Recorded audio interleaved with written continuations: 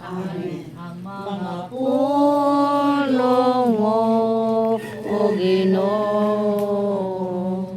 magligonon ta sa mong pagtuo, o gagaka kami sa pagtuman sa imong mahal nga kasuguan.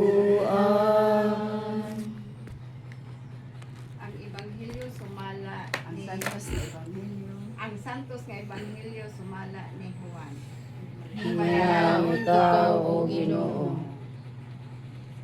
Kay gihigugma pag-ayo sa Dios ang kalibutan ug tungod niini gihatag niya ang iyang bugtong anak.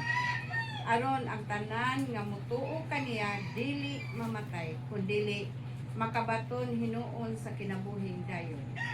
Kay wala ipadala sa Dios ang iyang anak nganhi sa kalibutan aron pagsilot kundi aron pagluwas niini. Ang tanan nga motuo sa anak dili silutan, apan kadtong dili mutuo kaniya silutan na. Kay wala man siya mutuo sa bugtong anak sa Dios.